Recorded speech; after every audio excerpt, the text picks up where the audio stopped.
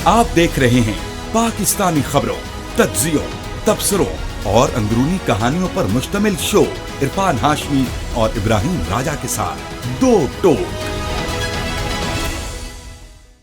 बिस्मिल्लाहिर्रहमानिर्रहीम, अस्सलाम वालेकुम नाज़रीन, मैं हूं इरफान हाशमी और आपको प्रोग्राम में खुशामदीद कहता हूं। और हमारे साथ मौजूद हैं इब्राहिम राजा साहब। राजा साहब अस्सलाम वालेकुम। वालेकुम अस्सलाम। राजा साहब, तीन खबरों पर तफसील से बात करेंगे। पहली खबर, मरियम नवाज ने पाकिस्तान की अदलिया को एक बार फिर धमकी दी है और इस धमकी के बाद सुप्रीम कोर्ट ऑफ पाकिस्तान की क्या सूरत हाल है और वहां से किस किस्म की वाइब्स आ रही हैं, इसकी मुकम्मल तफसील शामिल करेंगे आज की इस नशिस्त के अंदर। और फिर राय साहब, chief justice Lahore high court की तरफ से एक बड़ा इनकार किया गया और इस इनकार का मरियम की हुकूमत पर क्या असर पड़ेगा, इसका भी जायजा रखेंगे आज के इस प्रोग्राम में। और फिर इमरान खान जेल से जिंदा नहीं निकलेंगे, ये बातें क्यों की जा रही हैं और इमरान खान के लिए क्या प्लान बनाया गया, जो पाकिस्तान की इस्टेब्लिशमेंट की प्रॉक्सीज हैं वो किस किस्म की स्टेटमेंट्स पाकिस्तान के मीडिया पर इस वक्त हमें देती हुई नजर आ रही है। लेकिन राजा साहब, जो सबसे अहम खबर है वो लाहौर से मरियम नवाज का वो खिताब जिसमें उन्होंने पाकिस्तान की अदलिया पर खुल्लम खुला तनकीद की। और अगर ये कहा जाए कि सिर्फ गालियां निकालना सिर्फ एक कमी रह गई थी, बाकी सब कुछ जो है वो मरियम नवाज की तरफ से कह दिया गया है। उन्होंने क्या कहा, वो ये कहती हैं कि अदालती फैसले पर हैरत है, जजेस मुल्क चलने दें, फैसले जमीर नहीं आइन के मुताबिक होने चाहिए। और फिर उन्होंने ये भी कहा कि हुकूमत 5 साल पूरे करेगी, किसी ने रखना डाला तो आइनी हाथों से निपटा जाएगा। ये कौन है जिनको तरक्की अच्छी नहीं लग रही, आइन रीराइट किया जा रहा है। फैसले पर हैरत है, वो कुछ अता कर दिया जो कुछ मांगा ही नहीं गया था। 15 दिन में तहरीक इंसाफ को ज्वाइन करो, जिसको वापस लाना चाहते हैं वो कौम का मुजरिम है। फिर उन्होंने ये भी कहा कि एक शख्स को लाने के लिए सुप्रीम कोर्ट के जजों ने आइन को रीराइट किया। सुप्रीम कोर्ट के जजों को कहना चाहती हूं कि मुल्क को चलने दें, जमीर के मुताबिक फैसले करते हैं, फैसले जमीर के मुताबिक नहीं आइन के मुताबिक होने चाहिए। आपने अपना जमीर बेचा हुआ है तो हम क्या करें। पीटीआई को वो रिलीफ दिया गया जो उसने मांगा ही नहीं। किसी ने सियासी अदम इस्तेहकाम लाने की कोशिश की तो आनी हाथों से हम निपटेंगे। राजा साहब, शहबाज शरीफ की उन्होंने तारीफें भी की हैं और पाकिस्तान के अंदर जो हालात हैं उस पर तबसरा इस हद तक जरूर किया कि इसके सारे जो जिम्मा है, यानी इस पूरे सियासी मंजरनामे का जो इस वक्त हमारे सामने है, ये सारी की सारी इमरान खान के ऊपर इसकी जिम्मेदारी उन्होंने डाल दी है। राजा साहब, पाकिस्तान की अदालतों को इससे पहले भी मरियम नवाज तनकीद करती रही और ये तनकीद उनकी तरफ से नहीं की जा रही, बल्कि उनके अंदर कोई और बोल रहा है। और इनकी हुकूमत, जिन्होंने इनको इस हुकूमत में बैठाया, फॉर्म 47 वाले जो इनके प्यार करने वाले हैं नवाज शरीफ एंड कंपनी को, यकीनन इनके जरिए, सियासतदानों के जरिए ये बयानात दिलवाए जा रहे हैं। मरियम ने इससे पहले भी बड़ी सख्त बातें की हैं राय साहब, और पाकिस्तान तहरीक इंसाफ के जो ऑप्शंस हैं इन्हें महदूद करने की बात जो है वो की जा रही है। मैंने इलेक्शन कमीशन ऑफ पाकिस्तान का एक बयान पढ़ा राय साहब, उसमें जो लेटेस्ट इस वक्त इनकी तरफ से रिएक्शन आया है मखसूस नशिस्तों के हवाले से, वो ये कहते हैं कि हम सुप्रीम कोर्ट ऑफ पाकिस्तान के फैसले पर अमल करेंगे और जो कहीं पर भी अगर कोई कन्फ्यूजन पाई जाती है तो इस कन्फ्यूजन का यकीनन रुजू किया जाएगा सुप्रीम कोर्ट ऑफ पाकिस्तान से और फिर मामले का हल निकाला जाएगा। राजा साहब, गेम इसमें क्या है, कैच क्या है, हुकूमत क्या करने जा रही है और इलेक्शन कमीशन का क्या इस वक्त प्लान है? ये टाइम बाय किया जा रहा है। मीनवाइल मखसूस नशिस्तों के ऊपर एक बेंच भी बन जाएगा। काजी साहब की भरपूर कोशिश है कि बेंच बना दिया जाए और फिर जब समाअत शुरू हो जाएगी तो इलेक्शन कमीशन ये कहेगा कि सरकार, आप मुझे फैसले पर अमल दरामद की बात कर रहे हैं, कुछ जो दरखास्तें हैं इस वक्त पेंडिंग है सुप्रीम कोर्ट ऑफ पाकिस्तान में, और जब तक वहां से फैसला नहीं आता हम इसके ऊपर बात नहीं कर सकते और हम कोई अमल इसके ऊपर करवाने पे, यानी अमल दरामद करवाने में हम जो है वो मजबूर हैं, हम अमल नहीं करवा सकते। राय साहब, आपको क्या लगता है कि ये गेम खेली जा रही है इलेक्शन कमीशन की तरफ से और फिर मरियम ये जो बातें कर रही है, यानी एक तरफ से दबाव बढ़ाया जाए और दूसरी तरफ से जो इदारे जिन्होंने ये फैसलों पर अमल दरामद करवाना है वो फैसले अमल दरामद नहीं हो रहे और इलेक्शन कमीशन ने ये फैसला एक स्टेटमेंट के जरिए तो सुना दिया कि हम अमल करवाएंगे, लेकिन प्रैक्टिकली ये होता हुआ हमें नजर नहीं आ रहा। राय साहब, देखिए हाशमी साहब, इस्टेब्लिशमेंट यानी army chief general Asif Munir, Imran Khan साहब और जस्टिस फायज ईसा के मुतल्लिक जो दो अहम और बड़ी ब्रेकिंग न्यूज़ आई हैं, ये दोनों ब्रेकिंग न्यूज़ भी अपने व्यूअर्स के साथ शेयर करते हैं और आपके सवाल के जवाब में भी जो एक बड़ी ब्रेकिंग न्यूज़ छुपी हुई है, ये ब्रेकिंग न्यूज़ भी अपने व्यूअर्स के सामने रखते हैं। सबसे पहले जस्टिस फायज ईसा की दो बड़ी और नई घिनौनी वारदातों और कुछ खुफिया मुलाकातों के मुतल्लिक तहलका खेज इंकशाफ किया गया है। जस्टिस फायज ईसा की ये जो खुफिया मुलाकातें हैं,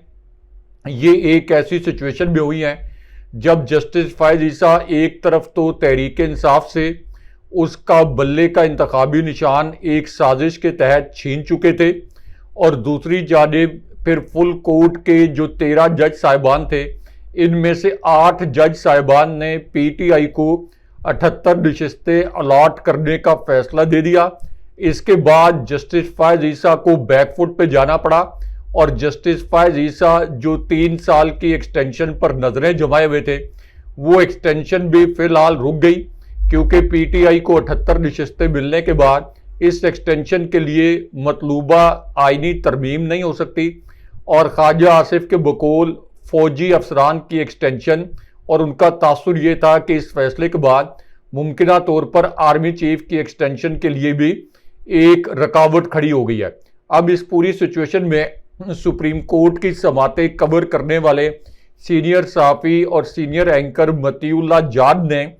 2 इंकशाफात किए हैं। अपने पहले इंकशाफ में उन्होंने ये कहा है कि चीफ जस्टिस फायज ईसा और चीफ इलेक्शन कमिश्नर की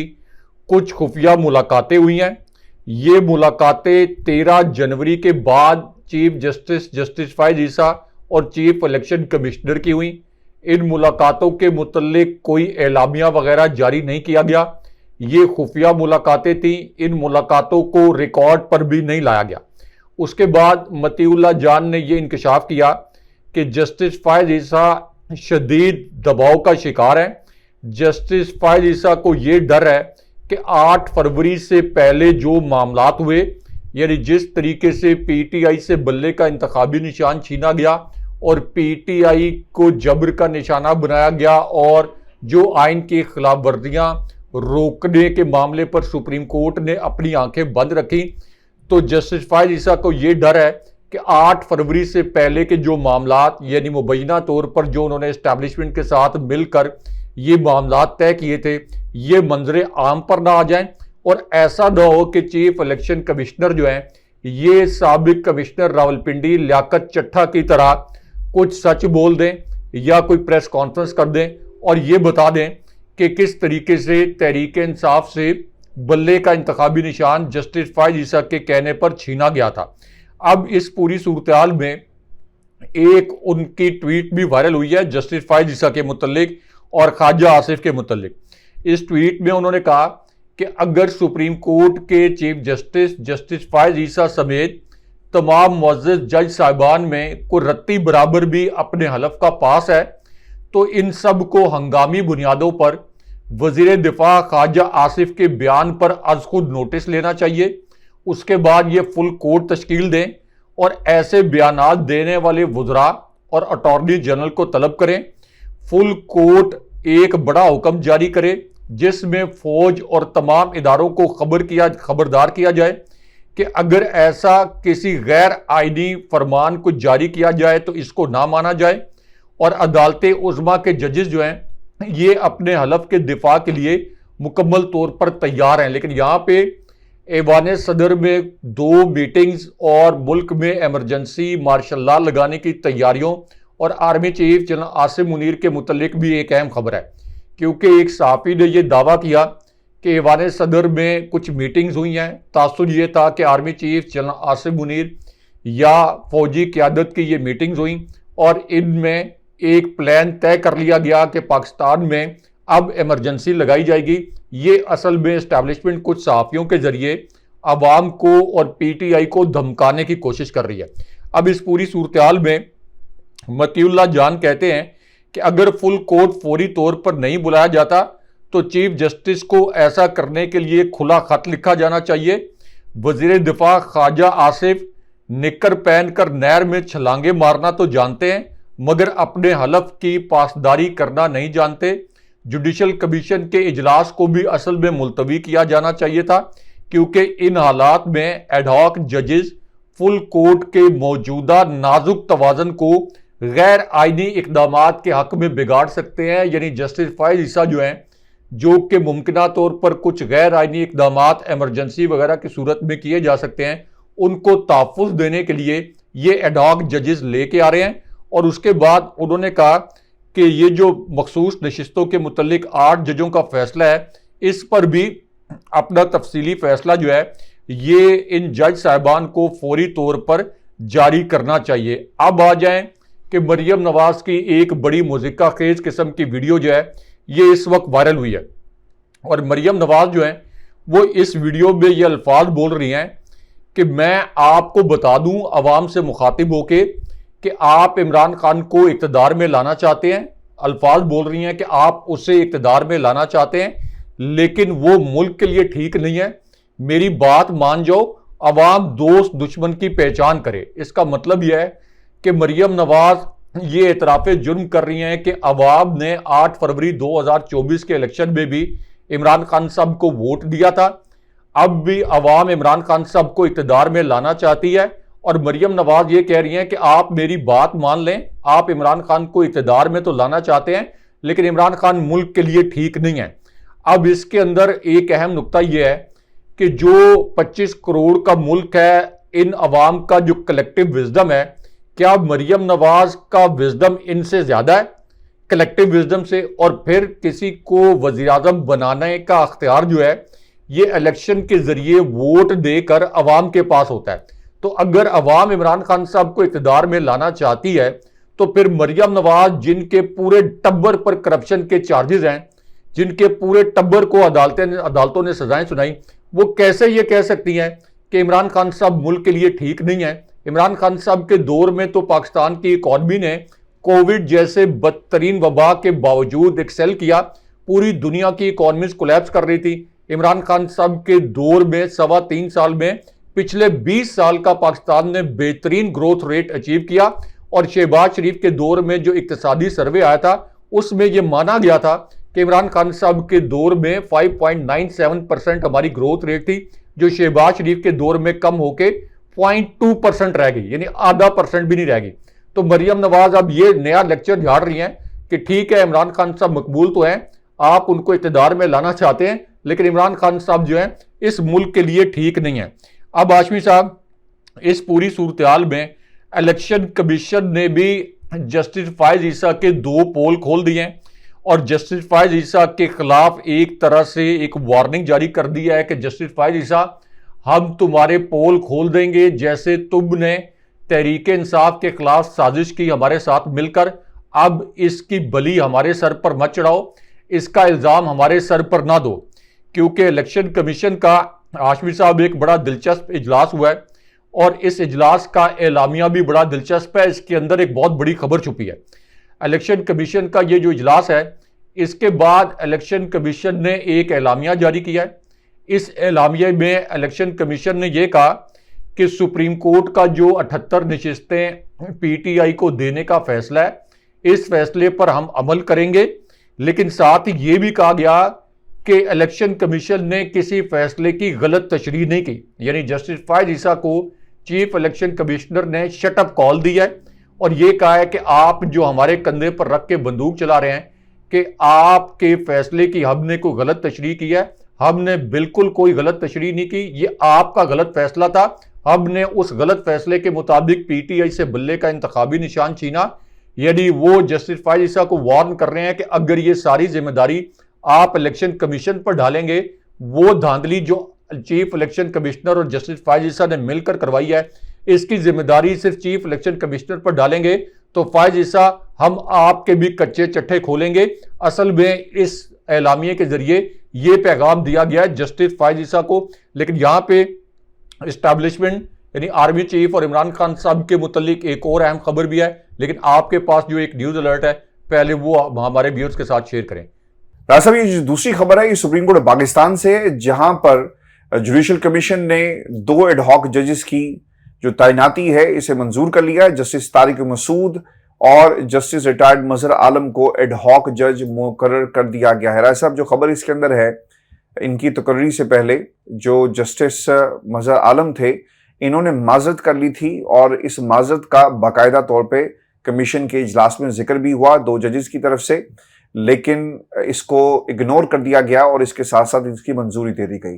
ये दोनों खबरें पाकिस्तान में रिपोर्ट हुई हैं और ये किसके कहने पर और ये क्यों हुआ, ये एक बहुत ही इंपॉर्टेंट सवाल है। राय साहब, जो खबर है उसके मुताबिक जस्टिस मुनीब अख्तर की जानिब से दोनों एडहॉक जजों के नामों की मुखालफत की गई। ताहम जस्टिस मंसूर अली शाह और जस्टिस याहिया अफरीदी ने जस्टिस मजहर आलम मियां खेल की मुखालफत की और मौक़िफ़ इख्तियार किया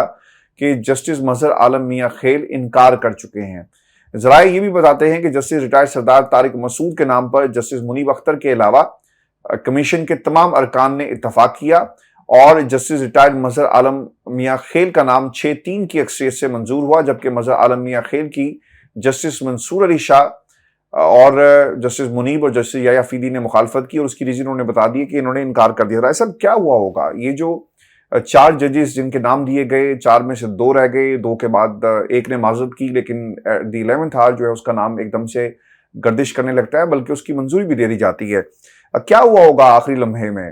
इन्होंने इनकार कर दिया, कहीं और से फाइल आ गई होगी, क्या हुआ होगा? किस तरह इनको कायल किया गया होगा और किस तरह से पैगाम गया होगा कि नहीं, आपको हमने चीफ जस्टिस साहब ने का ही हुक्म है या कहीं किसी और का हुक्म है कि हमने आपको जो सुप्रीम कोर्ट में लाजमी पहुंचाना है और एडहॉक जज के लिए आपसे बेहतरीन ऑप्शन मौजूद नहीं है। आखिरी लम्हात में किस तरह इनको कायल किया गया होगा? वो क्या सिनेरियो होगा जिसमें ये मजबूर हो गए, यानी इनकी क्या मजबूरी होगी कि इन्होंने आखिरकार तस्लीम कर लिया? राय साहब, अभी तो ये रिटायर हुए थे और अब एकदम से एडहॉक जज बनकर आ गए और फिर वो सिनेरियो भी हमें देखना पड़ेगा कि चीफ जस्टिस मंसूर अली शाह साहब हैं जिन्होंने इनकी मुखालफत की है, उनके अंडर जाकर ये मियाँ जो आपके खेल साहब हैं, इन्होंने मजहर आलम मियां खेल साहब जो हैं, इन्होंने काम करना है बतौर एडहॉक जज। तो ये किस तरह से काम करेंगे राय साहब? ये भी एक इम्पॉर्टेंट सिनेरियो बनता जा रहा है सुप्रीम कोर्ट ऑफ पाकिस्तान में। देखिए हाशमी साहब, एस्टैब्लिशमेंट जस्टिस फायज ईसा और इमरान खान साहब के मुतल्लिक एक और अहम खबर भी है, क्योंकि जस्टिस फायज ईसा जिस तरीके से ज़बरदस्ती एडहॉक जजेस को इस वक्त सुप्रीम कोर्ट में लाना चाहते हैं ताकि पीटीआई और इमरान खान साहब से जुड़े जो दीगर केसेस हैं, इन केसेस में वो इन एडहॉक जजेस को मिलाकर, अपने हम ख्याल जजेस को मिलाकर इमरान खान साहब और पीटीआई के खिलाफ फैसले दें इस्टेब्लिशमेंट के अहकामात पर। तो इस पूरी सूरत हाल में एक व्हाट्सएप मैसेज भेजे जाने का इंकशाफ किया गया है। अब ये जो व्हाट्सएप मैसेज है, ये भेजा गया है जस्टिस फायज ईसा को, और जस्टिस फायज ईसा को ये मैसेज जस्टिस रिटायर्ड मजहर इकबाल ने भेजा और ये मैसेज मुबैना तौर पर जस्टिस फायज ईसा ने जुडिशल कमीशन को भी दिखाया और इस मैसेज में जस्टिस मजहर खेल जो हैं उन्होंने एडहॉक जज बनने से इनकार किया और जस्टिस फायज ईसा ने जुडिशल कमीशन के जो मेंबरान हैं उनको भी ये मैसेज दिखाया। लेकिन उसके बावजूद जस्टिस फायज ईसा ने कमाल ढिठाई के साथ जस्टिस रिटायर्ड सरदार तारिक मसूद और जस्टिस रिटायर्ड मजहर आलम मियां खेल जो हैं, इनको एडहॉक जज तैनात करने की सिफारिश कर दी। यानी उनके व्हाट्सएप मैसेज के बावजूद जस्टिस तारिक मसूद के मुतल्लिक सुप्रीम कोर्ट के रिपोर्टर्स ने यह बताया कि जस्टिस तारिक मसूद जो हैं, ये अपने 9 साल करियर में आज तक ये कभी 9-10 से ज़ायद फैसले नहीं लिख सके। ये इस कदर नायल और नालायक किस्म के जज गर्दाने जाते थे। अब इस पूरी सूरत हाल में जस्टिस मुनीब अख्तर के मुतल्लिक भी एक अहम खबर आई है, क्योंकि जस्टिस मुनीब अख्तर ने एडहॉक जजेस के मामले पर इनकार कर दिया और जस्टिस मुनीब अख्तर वाहिद जज थे जिन्होंने ये कहा कि सुप्रीम कोर्ट में किसी भी एडहॉक जज की तैनाती नहीं होनी चाहिए। और जस्टिस मुनीब अख्तर और जस्टिस फायज ईसा के मुतल्लिक ये खबर भी आई कि जस्टिस मुनीब अख्तर और जस्टिस फायज ईसा के दरमियान एक बंद कमरे में, जहां ये तय किया जाना था कि नून लीग की जो नज़रसानी की दरख्वास्त है, पीटीआई की 78 नशिस्तों, पीटीआई को 78 नशिस्तें मिलने के फैसला आने के बाद ये नज़रसानी की दरख्वास्त कब समाअत के लिए फ़िक्स की जाए। तो इस मामले पर जस्टिस फायज ईसा ने जस्टिस मुनीब अख्तर को धमकाने की कोशिश की और जस्टिस मुनीब अख्तर ने फिर जवाबी चढ़ाई भी की जस्टिस फैज ईसा पर। और ये जो दोनों स्टोरीज हैं यानी व्हाट्सएप मैसेज वाली और जस्टिस मुनीब अख्तर और जस्टिस फैज ईसा के दरमियान लड़ाई और नोक झोंक की, ये सीनियर सहाफ़ी असद तूर ने शेयर की हैं। अब आ जाए कि लाहौर हाई कोर्ट से इमरान खान साहब इस्टेब्लिशमेंट और चीफ इलेक्शन कमिश्नर के मुतल्लिक क्या बहुत बड़ी और अहम नौयत की ब्रेकिंग न्यूज़ आई है। और ये एक ब्रेकिंग न्यूज़ पाकिस्तान का जो पूरा सियासी मंजरनामा है इसको मुकम्मल तौर पर बदल कर रख सकती है। क्योंकि ये जो ब्रेकिंग न्यूज़ है इसमें यह बताया गया कि एक तरफ जो इलेक्शन ट्राइब्यूनल है जिसमें लाहौर हाई कोर्ट के हाजिर सर्विस जज साहिबान की तैनाती की गई थी, लाहौर हाई कोर्ट के साबिक चीफ जस्टिस मलिक शहजाद की जानिब से, जिनको जस्टिस फैज ईसा मरियम नवाज की वजारत आला बचाने के लिए एक साजिश के तहत मरियम नवाज के एक हकीर एजेंट के तौर पर उनको सुप्रीम कोर्ट ले आए थे और वजीर कानून और अटॉर्नी जनरल के हक में वोट देकर जस्टिस मलिक शहजाद जो सुप्रीम कोर्ट नहीं आना चाहते थे उनको ज़बरदस्ती सुप्रीम कोर्ट लाया गया। तो उसके बाद जब जस्टिस आलिया को बनाया गया लाहौर हाई कोर्ट का चीफ जस्टिस, तो उसके बाद ये एक्सपेक्टेशन थी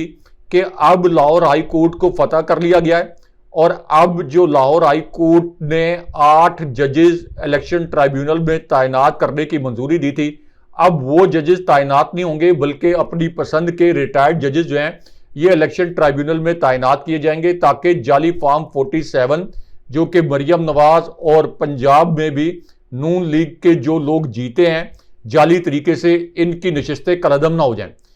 तो अब ये खबर आई है जो कि एक चैनल ने भी नशर की है कि जो चीफ इलेक्शन कमिश्नर की लाहौर हाई कोर्ट की चीफ जस्टिस से मुलाकात हुई है उसमें चीफ इलेक्शन कमिश्नर ने यह कहा कि ये जो लाहौर हाई कोर्ट के हाजिर सर्विस जज साहिबान हैं इनकी इलेक्शन ट्राइब्यूनल में तैनाती ना की जाए बल्कि रिटायर्ड जज साहिबान को तैनात करने के लिए हमारा जो फैसला है इसमें लाहौर हाई कोर्ट की चीफ जस्टिस जो हैं ये हमारी मदद करें। अब उसके बाद इस खबर के दूसरे नुक्ते में ये बताया गया कि जो chief justice Lahore high court हैं उन्होंने chief election commissioner Sikandar Sultan Raja को इनकार कर दिया। उन्होंने कहा कि ये election tribunal as it is काम करेंगे और जो जज साहिबान तैनात किए गए हैं उनको इलेक्शन ट्राइब्यूनल से नहीं हटाया जाएगा। और जिन सहाफ़ी ने और जिस चैनल ने ये खबर शेयर की है उनके मुताबिक चीफ जस्टिस साहिबा ने चीफ इलेक्शन कमिश्नर को इनकार करते हुए अपने साथी जज साहिबान के साथ खड़े होने का ऐलान कर दिया। अब उनके ज़राए की अगर ये खबर 100% दुरुस्त है तो इसका मतलब यह है कि मरियम नवाज की जो वजारत आला है ये चंद दिन की मेहमान है। मरियम नवाज की अपनी वजारत आला जाली है, उन्होंने मैर शराफत के मुकाबले में इलेक्शन हारा था और मैर शराफत के फॉर्म 45 में कई मरतबा उस पर दर्ज वोटों को काउंट कर चुका हूँ। मरियम नवाज फॉर्म 45 के मुताबिक ये नशिस्त हारी हुई हैं। तो इसी वजह से अब मरियम नवाज जो हैं ये जज साहिबान को धमका रही हैं और जज साहिबान को ये कह रही हैं कि हम आपके साथ आईनी हाथों से निपटेंगे। यानी जाली मैंडेट पर आई हुई मरियम नवाज जो है वो सुप्रीम कोर्ट के जज साहिबान को ये कह रही हैं कि हम आपको यरगमाल बनाएंगे, हम आपको सैक करेंगे, आपके खिलाफ रेफरेंस लेके आएंगे, आपसे आईनी हाथों से निपटेंगे। तो वो मरियम नवाज जिनकी अपनी कोई साख नहीं है, जिनको पूरी दुनिया का मीडिया, पूरी दुनिया की पार्लियामेंट्स एक जाली वज़ीर-ए-आला कह रही है, वो इस किस्म के मुज़ीका खेज बयानात दे रही हैं। लेकिन लगता यह है कि अब जुडिशरी में एक बड़े हिस्से ने यह फैसला कर लिया है कि अब इस्टेब्लिशमेंट के अहकामात को मज़ीद मानना और मरियम नवाज और शहबाज शरीफ की कठपुतली के अहकामात को मानना, कठपुतली हुकूमत के अहकामात को मानना अब उनके बस में नहीं है, क्योंकि अवामी रद्द अमल बड़ा शदीद आता है। अगर आप आइन के खिलाफ फैसले करें 1 मिनट में लोगों को पता चल जाता है कि ये फैसला जो है कहाँ से लिखा लिखाया है और कौन सा जज जो है वो कॉम्प्रोमाइज सिचुएशन में फैसले कर रहा है। राजा साहब, इमरान खान की जिंदगी के हवाले से ना कुछ खदशात पाए जाते हैं। मैं कुछ क्लिप्स देख रहा था, मिर्जा मोहम्मद अली गालबन उन्होंने भी कहा कि अगर इमरान खान साहब जिंदा बाहर आ गए, और फिर दूसरी तरफ से फैसल वाडा भी इसी किस्म की बातें कर रहे हैं, ख्वाजा आसिफ भी ये बातें कर रहे हैं। इमरान खान एक ऐसे लीडर का नाम है जिसे इज्जत अल्लाह ने दी और जो जान है वो अल्लाह ताला के कब्जे में है, और उसकी मर्जी के बगैर किसी में ये इख्तियार नहीं है कि किसी की ज़िंदगी जो है वो ख़त्म कर दे। लेकिन इस किस्म की स्टेटमेंट्स देना और फिर मकबूलियत से आप इतने खौफजदा हो गए कि आपने ऐसे लोगों को लॉन्च करके इमरान खान का कद छोटा करने की कोशिश की, लेकिन वो कद तो राय साहब बढ़ रहा है और ये कंसर्न है अब इमरान खान की ज़िंदगी के हवाले से। राय साहब, मैंने इससे पहले भी इसी प्लेटफॉर्म पे कहा था कि खान साहब को दरख्वास्त लेकर जानी चाहिए और एक ऑर्डर आए पाकिस्तान की बड़ी अदालतों से कि ये जो आप रोज़ाना की बुनियाद पर इमरान खान के खिलाफ केसेस बनाते हैं, ये सिलसिला बंद करें। एक बंदा जेल में बैठा हुआ है, उसने किस तरह की आइन शिकनी की, कानून शिकनी कर दी, कौन सा जुर्म कर दिया जेल में बैठकर कि आप उसके खिलाफ रोजाना एक मुकदमा बनाते हैं कि अच्छा तुम इस मुकदमे में बाहर आ गए हो तो हम तुम्हें एक और मुकदमे में अंदर कर देंगे। तो यह भी खेल कब तक जारी रहेगा? राय साहब, खान साहब की जिंदगी के हवाले से सीरियस कंसर्न्स हैं और दूसरी तरफ ये जो बातें लॉन्च करवाई जाती हैं प्रॉक्सीज के जरिए कि इमरान खान अगर जिंदा बाहर आ गए तो हम इससे क्या मतलब लें? देखिए हाशमी साहब, इस्टेब्लिशमेंट और इमरान खान साहब के मुतल्लिक एक और बड़ी ब्रेकिंग न्यूज़ भी आई है और ये ब्रेकिंग न्यूज़ एक ऐसी सूरत हाल में आई जब इमरान खान साहब पर जानलेवा हमले की मंसूबाबंदी के मुतल्लिक दो बड़ी हसास नोयत की स्टोरीज आई हैं। एक तरफ तो इमरान खान साहब को स्लो पॉइजनिंग के जरिए उनकी जान लेने के मामले पर पीटीआई पहले ही खदशात का इजहार कर चुकी है और इमरान खान साहब के मुतल्लिक सब जानते हैं कि उन पर कातलाना हमला भी हुआ और पूरी दुनिया ने वो फुटेजेस भी देखी और आलमी लीडर्स ने इमरान खान साहब के ऊपर हमले की मजम्मत भी की और उनके साथ इजहार यकजहती भी किया। अब इस पूरी सूरत हाल में पहले तो एक ऐसे किरदार जिनके मुतल्लिक ये तासुर है कि वो अब इस्टेब्लिशमेंट के एक टाउट के तौर पर सामने आया है, उन्होंने यानी इंजीनियर अली मिर्जा, उनकी एक वीडियो वायरल हुई और उसमें उन्होंने इस किस्म के अल्फाज इस्तेमाल किए कि इमरान खान के मुतल्लिक फौज ये समझती है, उनके अल्फाज के बकौल, कि इमरान खान साहब अगर बच गए या इमरान खान साहब जेल से बाहर आ गए तो मुल्क में इस्तेहकाम नहीं आएगा। और उसके बाद वो ये कहते हैं कि कौम को फौज का ये मौक़िफ़ भी समझना चाहिए, यानी वो ये एतराफ़ जुर्म कर रहे हैं, ये एतराफ़ जुर्म कर रहे हैं और ये बता रहे हैं, ये राज भी खोल रहे हैं कि इमरान खान साहब पर कहीं ना कहीं जानलेवा हमला करने का जो मंसूबा है ये बन गया है और अब इसको अमली जामा पहनाने के लिए इकदाम किए जा रहे हैं। लेकिन उसके बाद एक और बड़ी तकलीफदेह वीडियो वायरल हुई है और ये जो वीडियो है ये है फैसल वाउडा की। अब फैसल वाउडा के मुतल्लिक सबको पता है कि वो इस्टेब्लिशमेंट के एक नुमाइंदे हैं, यहाँ तक कि नून लीग भी कहती है कि उनको इस्टेब्लिशमेंट ने सेनेटर बनवाया ज़बरदस्ती, हम उनको सेनेटर नहीं बनवाना चाहते थे। पीपल्स पार्टी भी अपनी नशिस्त एक सेनेट की कुर्बान करके फैसल वाउडा को सेनेटर नहीं बनाना चाहती थी। तो उन्होंने ये अल्फाज बोले हैं कि अब इमरान खान को सिर्फ अल्लाह ही बचा सकता है और जाहिर है कि इमरान खान साहब को इससे पहले अल्लाह नहीं बचाया, जो कि उन पर कातलाना हमला भी हुआ। उसके बाद इमरान खान साहब को जिन हालात में जेल में रखा गया,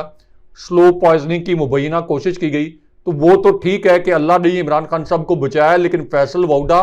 इंजीनियर अली मिर्जा का ये जो दो स्टेटमेंट्स हैं इनको मिला के पढ़ लें तो ये पता चलता है कि इमरान खान साहब की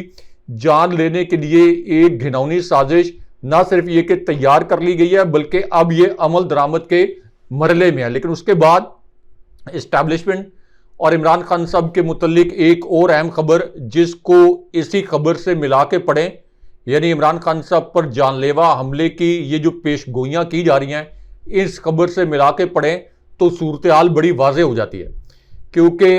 अब पीटीआई जिनको एक टाउट सहाफ़ी और टाउट एंकर कहती है, यानी मुनीब फारूक, ये मेरे या आपके अल्फाज नहीं है, पीटीआई ये कहती है कि ये इस्टेब्लिशमेंट के एक टाउट एंकर हैं और टाउट सहाफ़ी हैं और इस्टेब्लिशमेंट के वहाँ पर इन्होंने सनम जावेद को मज़ीद सज़ा दिलवाने के लिए उन पर बेबुनियाद इल्ज़ामात आयद करके उनको दोबारा से गिरफ्तार करवाने की कोशिश की। और उसके बाद इन्होंने इस तरह के वीडियोस की जिसके ऊपर मतीउल्लाह जान साहब ने ये कहा कि ये इस्टेब्लिशमेंट के एक आलाकार बन के उन लोगों को धमका रहे हैं जो कि आइन और कानून के मुताबिक हकायक सामने लाना चाहते हैं और ये इस्टेब्लिशमेंट के गुमाश्ते हैं और इस्टेब्लिशमेंट के डाकी हैं। और हमाद अजहर ने तो यहाँ तक कहा कि मुनीब फारूक एक टाउट नाम नहाद एंकर है जो कि साफ़ी भी नहीं है, इसको गिरफ्तार करना चाहिए। और शौकत बिसरा ने भी कहा कि इसको गिरफ्तार करके तफ्तीश करनी चाहिए, क्योंकि मुनीब फारूक ने ये अल्फाज बोले कि अब इस्टेब्लिशमेंट ने इमरान खान साहब के मुतल्लिक खुलकर सामने आने का फैसला किया है। अब वो डंडा चलाएंगे और ये डंडा पता नहीं कहाँ जाकर रुकेगा। और इससे पहले ये शेख रशीद का एक बड़ी कॉम्प्रोमाइज सिचुएशन में इंटरव्यू भी कर चुके हैं, जिसके मुतल्लिक शेख रशीद ने कहा कि मुझे एक नामालूम मकाम पर ले जाया गया, मेरी आंखों की पट्टी खोली गई, तो आगे शेख रशीद के अल्फाज के बकौल ये सफाक शख्स मुनीब फारूक बैठा हुआ था और इसने मेरा कॉम्प्रोमाइज सिचुएशन में इंटरव्यू किया और मुनीब फारूक की इस पर आज तक कोई वजाहत नहीं आई। अब इस पूरी सूरत में जो मुनीब फारूक ये कह रहे हैं कि इस्टेब्लिशमेंट भी अब ये कह रही है कि हम बिल्कुल सीधे हो गए हैं और वो डंडा चलाने वाले हैं, तो इसका मतलब यह है कि इमरान खान साहब जो हैं इनके ऊपर खुदा न खास्ता जानलेवा हमले की प्लानिंग मुकम्मल कर ली गई है। लेकिन इसके अंदर एक बहुत अहम बात यह है कि खुदा न खास्ता ये कोई 70 की दहाई नहीं है जहां भुट्टो साहब को फांसी पर लटका दिया गया था और हालात को और शूरिश को कंट्रोल कर लिया गया था। अब ये डिजिटल मीडिया का दौर है। अब अगर कोई ये सोच रहा है कि इस तरह के खुदा न खास्ता इमरान खान साहब की जान लेकर कोई ये मामला बिल्कुल दब जाएगा, तो ये उसकी बहुत बड़ी भूल है। ये तो खुदा न खास्ता पाकिस्तान को सानिया 1971 जैसे हालात की जानिब ले जाने की कोशिश है। और किस लिए? सिर्फ और सिर्फ उस शरीफ खानदान को इस मुल्क पर मुसल्लत रखने के लिए जिसने 30 साल में मुल्क को 1 इंच आगे नहीं बढ़ाया और अपनी खरबों रुपए की जायदादें उसने बनाई, मनी लॉन्ड्रिंग करके पैसा बैरून मुल्क पार किया। और तमाम फौजी क़यादतें इससे पहले ये कह चुकी हैं कि हमारे पास शरीफ खानदान की करप्शन के नाकाबिले तरदीद शवाहिद और फाइल्स मौजूद हैं। अब हाशमी साहब एक और अहम खबर भी आई है जो कि इस्टेब्लिशमेंट और अली अमीन गंडापुर साहब के मुतल्लिक है, क्योंकि अब केपी की जो काबीना है उसने 2 करारदादें मंजूर की हैं। इसमें एक तो जो पीटीआई की मखसूस नशिस्तों के हवाले से ये करारदाद मंजूर की गई है इमरान खान साहब की रिहाई के हवाले से। उसके बाद जो केपी में ऑपरेशन प्लान किया गया है इसके खिलाफ करारदाद मंजूर की गई है और chief election commissioner Sikandar Sultan राजा और इलेक्शन कमीशन के अरकान के इस्तीफे के मुतल्लिक भी करारदाद मंजूर की गई है। और ये कहा गया है कि अगर ये खुद इस्तीफे नहीं देते तो इनके खिलाफ सुप्रीम जुडिशल काउंसिल में एक रेफरेंस भी दायर किया जाएगा।